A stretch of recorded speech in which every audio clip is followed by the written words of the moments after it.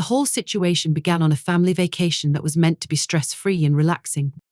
My wife and I had been married for 2 years, and this was our first significant trip with her family. We were staying at a gorgeous villa by the beach, the kind of place you imagine for the ideal escape.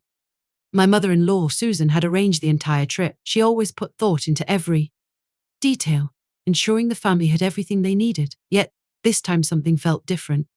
You wouldn't believe her age just by looking at her. I had always admired her, but during this vacation, I started noticing the way she glanced at me. Initially, I dismissed it. After all, she was my wife's mom. It couldn't mean anything inappropriate. But those looks persisted, and soon I caught myself thinking about them more than I should have. On the second day of the trip, my wife went shopping with her sister, leaving Susan and me alone at the villa. It was a bright afternoon, and Susan suggested we take a swim in the private pool out back. It seemed like a good way to cool down, so I agreed. At first, I didn't think much of it. We were family, after all. But when she appeared in her bikini, her fit body catching my eye, I stared a second longer than I should have. She noticed but didn't say a word, just smiled as she entered the water. I tried to shake it off and acted normal, joining her in the pool. Everything seemed fine at first. We swam, joked about the trip, and laughed as if nothing unusual was happening. But then, as we sat on the edge of the pool, I realized she had moved closer. Her leg brushed against mine underwater, and she didn't pull away. It happened again, this time more intentionally. I glanced at her, trying to gauge what was going on, but she just smiled, her eyes locking with mine in a way that sent a chill through me. The tension in the air was undeniable. My heart raced, but I didn't know how to handle it. She was my mother-in-law. This was not supposed to happen. She leaned in slightly, her voice soft yet filled with something I couldn't quite ignore. "It's been a while since I've been able to really unwind like this," she said, her hand lightly resting on my arm. The touch lingered, making a knot form in my stomach. I felt paralyzed, not wanting to make things awkward, but at the same time, the heat between us was growing. "Yeah, it's nice," I managed to say, though my voice wavered. She didn't remove her hand. Instead, her fingers trailed down my arm slowly, almost teasingly. I knew I should have stood up and created some space, but I couldn't. I was stuck in this strange moment that felt like it was spiraling out of control. "You've been so good to my daughter," Susan whispered, her voice barely audible. "I always knew she was lucky to have you, but I didn't realize just how lucky before I could even process what she meant." She leaned in closer, her lips brushing my ear as she spoke. I felt her breath on my skin, and my whole body tensed. She was crossing a line, and I knew it. But the way she touched me, the way she spoke, it was clouding my mind. I should have stopped her, gotten up, and left, but instead I stayed. Her hand continued sliding up my arm, her touch growing more confident with each second. My heart pounded in my chest, and the heat between us intensified.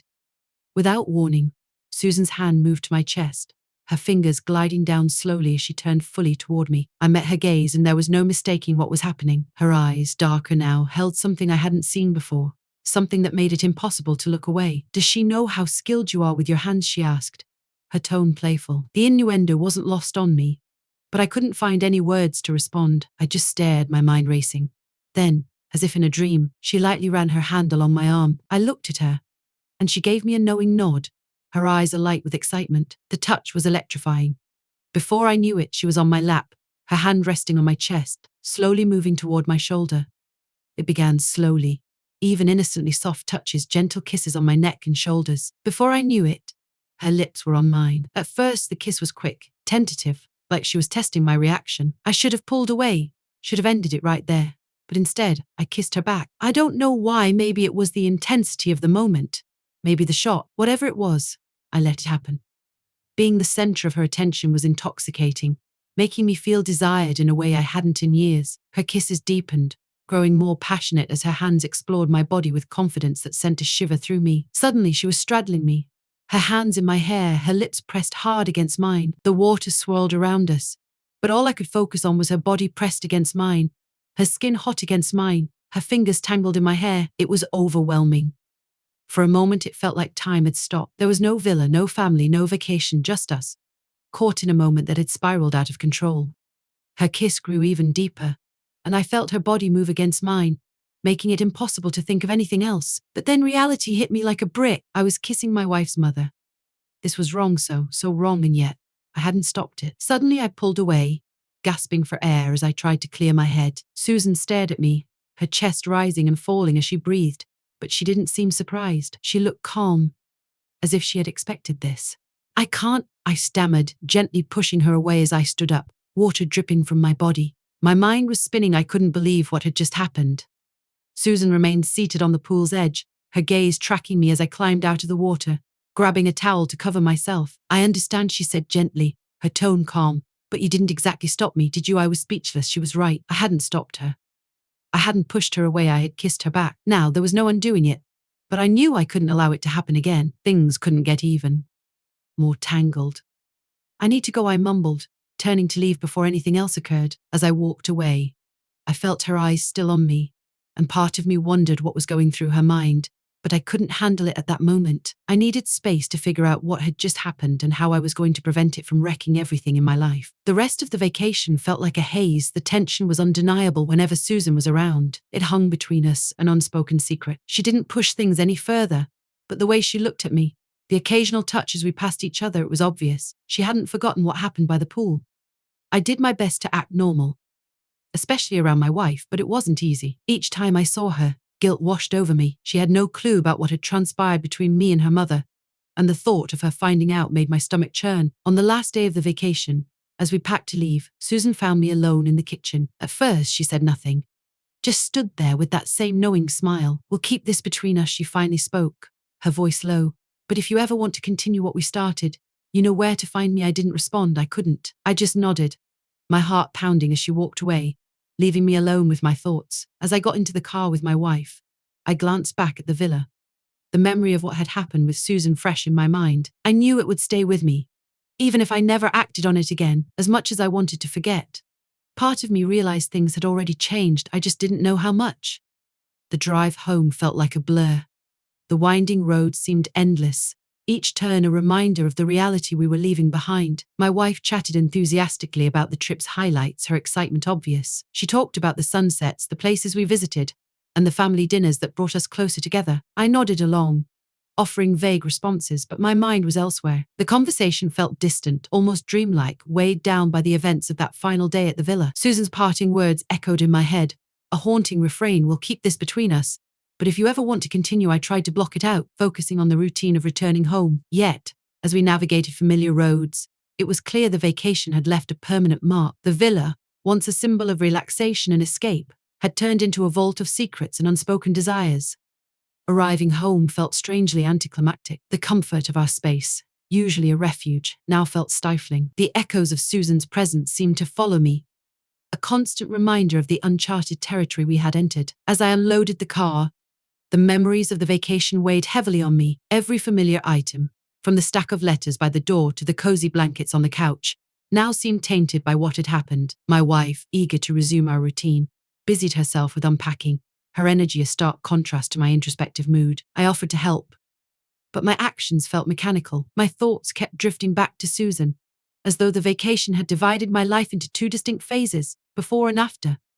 In the following days, I struggled with a deep sense of disconnect. Our interactions with Susan became strained, marked by a formal politeness that barely hid the tension. I found myself dodging conversations about the trip, avoiding any mention of her. Whenever we did cross paths, there was an unspoken understanding, a silent acknowledgement of the secret we both carried. Susan, for her part, kept a cordial distance, our once warm and easygoing rapport now replaced by a cautious respect. Neither of us wanted to confront what had happened, but the tension lingered in the air. Weeks turned into months, and life gradually returned to normal, but the vacation had left a lasting impact.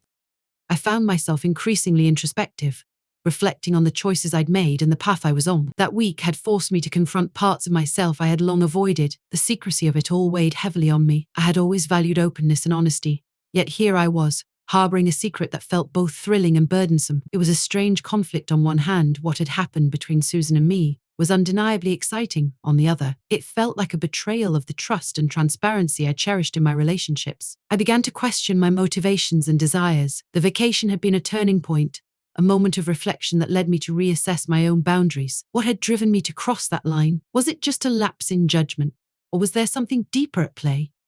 My relationship with my wife, though still strong, now carried a subtle undercurrent of unease. I found myself wondering if the vacation had shifted something fundamental between us. It wasn't that I doubted my love for her, rather I was wrestling with the realization that our bond had been tested in unexpected ways. I also started to think about how the vacation had affected my sense of self. It had clearly reshaped my understanding of intimacy and desire. I had always considered myself fairly conventional, but the vacation had revealed a different side of me, one that was more adventurous, perhaps even reckless. As time passed, I began to face these revelations more openly.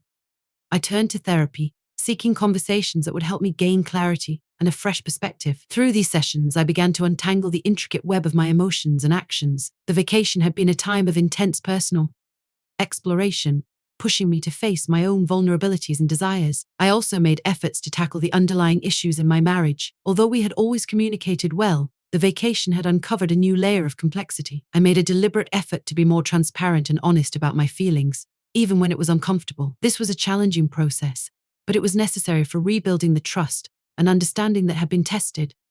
Ultimately, the vacation wasn't just a collection of events, but a pivotal moment in my life. It had held up a mirror to my choices and the direction I wanted to take. The memories from that week stayed with me, serving as a reminder of the complexity of human desire and the consequences of our actions. The villa, once a retreat, had transformed into a symbol of change, a reminder that the most significant changes often come from within. Reflecting on the trip, I saw it not just as a chapter in my life, but as a catalyst for personal growth and self-discovery. While the secret I shared with Susan would always remain a part of my past, I knew it was the decisions I made moving forward that would shape my future. The vacation had given me a new outlook, one I hoped would guide me toward a more honest and fulfilling path. As I settled back into my daily routine, I carried with me the lessons learned from that transformative experience. The villa, the memories, and the unsaid words had all contributed to a deeper understanding of myself and my relationships. And although the echoes of the past would always remain, I was committed to using them as a foundation for personal growth and a more genuine life. In the end, it wasn't just about the vacation or the secrets it contained, but about the journey of self-discovery it had ignited. It was a reminder that life's most important lessons often come from the unexpected, and that true growth lies in how we navigate the complexities of our desires and decisions.